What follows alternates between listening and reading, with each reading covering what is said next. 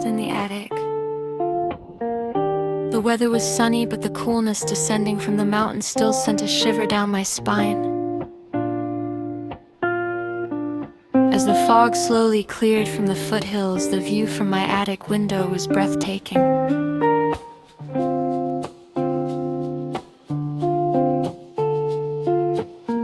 The cable cars stretching towards the opposite slope glided through the pine trees like a red toy box, then disappeared into the dense fog. A moment later, it reappeared, slowly climbing towards the summit.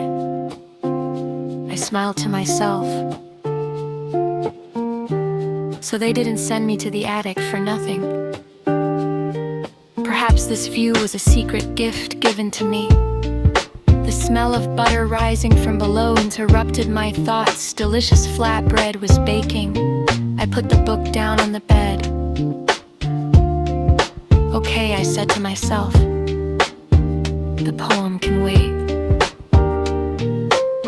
I headed towards the stairs. The old wooden steps creaked with every step, groaning like an old person carrying the weight of years on their shoulders. As soon as I entered the kitchen, I stood in front of my mother. Mom, listen. This time I wrote a poem you'll love. She held out the tongs she was holding.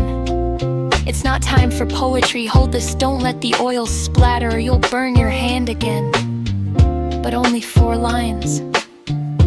She made a stop gesture with both hands. No. Your poems are depressing. You either talk about icebergs or men starving in damp cells. Is this how I raised you? Write something sunny, something about flowers. Even in this kitchen, you make people feel claustrophobic. I couldn't resist.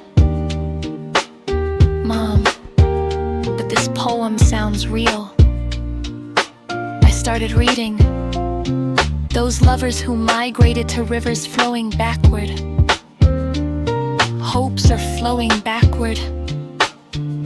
I looked up. You should have at least listened to the title. My mother rolled her eyes. The river is flowing backward too. You should come back from Egypt and Yemen already. There's a world of work to be done at home. I started to laugh.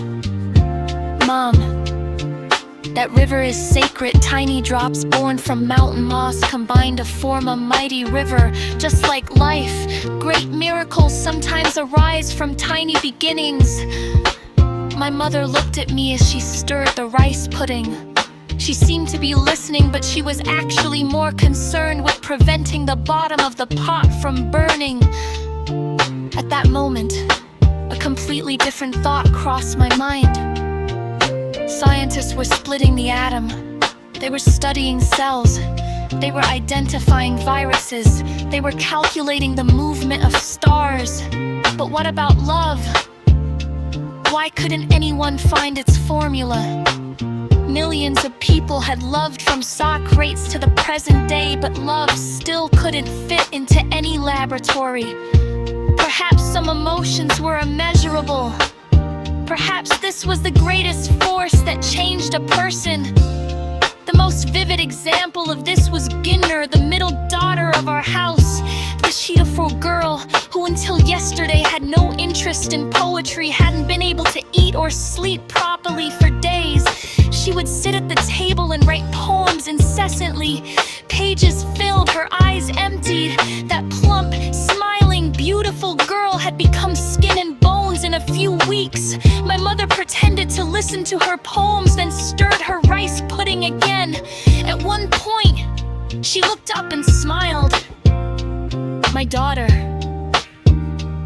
did your father write this poem?